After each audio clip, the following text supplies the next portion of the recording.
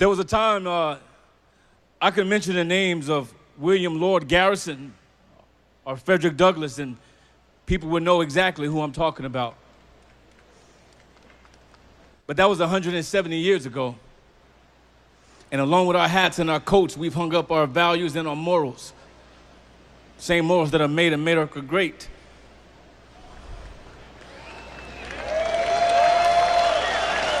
I can't help but believe that maybe there's some return to that.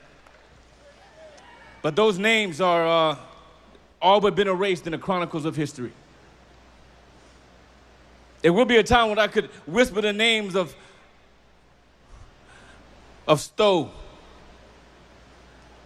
or Madam C.J. Walker, and someone might dare to remember them. But that was less than 100 years ago. And those names are about as foreign to us as Plato's cave.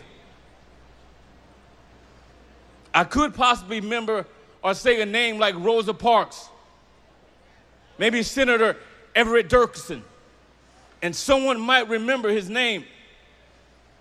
But it's been an average of 20 years has passed since these souls have walked the earth, and we still have yet to replace them.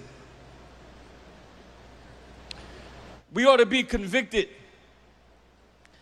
that we've allowed the narrative of republicanism to be rewritten. Like possums, we've rolled over and we've played dead, hoping and begging that the dangers of liberalism will pass us by. Like laughing hyenas, we've ran away from the responsibility of communities that have been drenched in poverty and inequality, all because we've been too afraid to be courageous.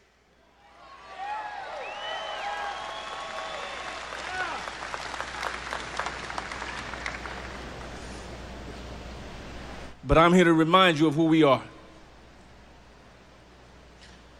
We are the sons and daughters of abolitionists.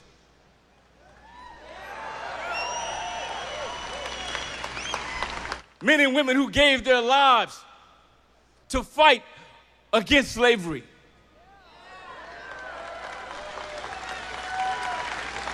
But make no mistake about it, slavery has returned. And she is more vicious than ever before, because this time she is colorblind. 31% of white Americans are welfare recipients.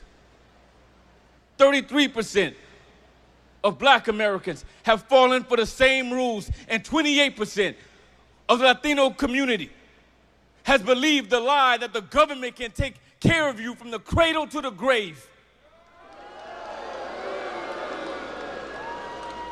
All the while losing their humanity. So when Trump talks about the lies that the Democrat Party has told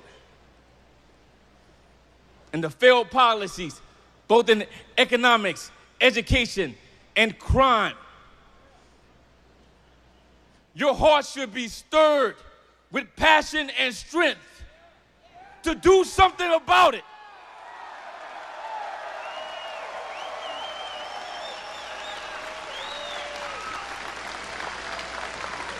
We pranced around in our arrogance. We have pranced around in our arrogance,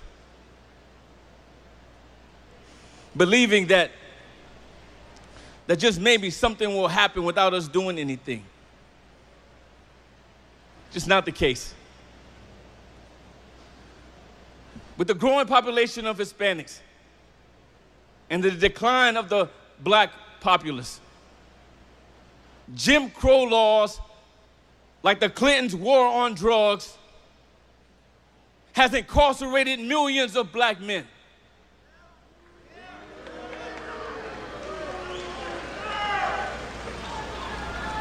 Has left millions of women without husbands, millions of children fatherless. The reason why 1.5 million black men are not in our communities is because of the war on drugs. That's the Democrats' full-out assault against the black man. It is their emasculation of everything that the culture of black stand for. They have been emasculated, an entire culture.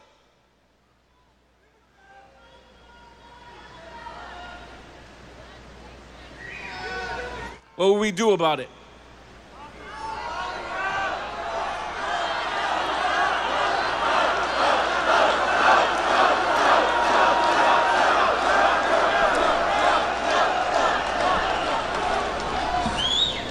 So let me tell you this.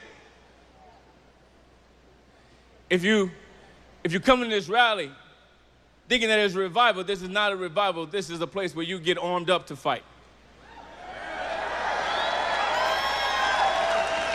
So when Trump starts talking about going into the inner city communities and changing the rhetoric, when he talks about going into the inner city communities and offering a hand up instead of a hand out, I can't help but listen and know that it's the truth.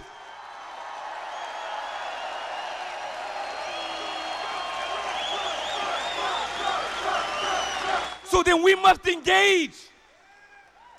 We must engage in the areas of education by offering charter schools and academies to teach our children. We must engage. We must engage in the area of economics by empowering entrepreneurs, not to be job seekers, but job creators. We must engage. We must engage in the areas of crime to make sure that we are not pulling men from homes. We must engage. 94% of black Americans vote Democrat.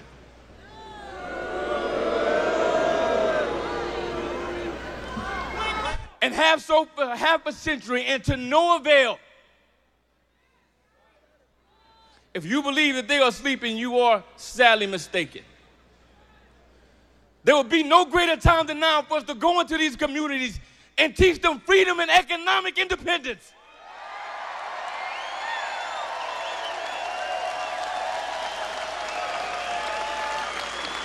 So now you stand at the precipice of change, and times like these are monumental.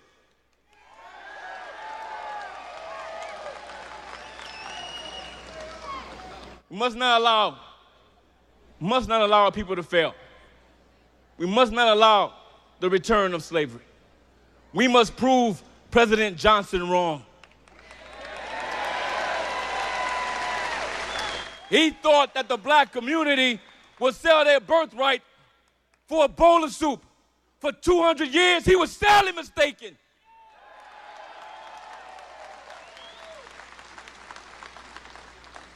So let's send a message from Texas to all of America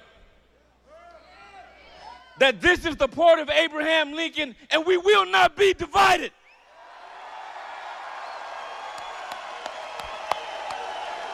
Trump, Trump, Trump, Trump, Trump, Trump, Trump.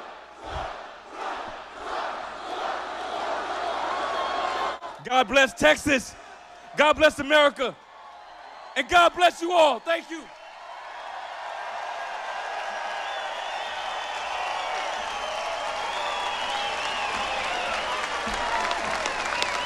That's what I'm talking about. Let's give it up again for R.W. Bray.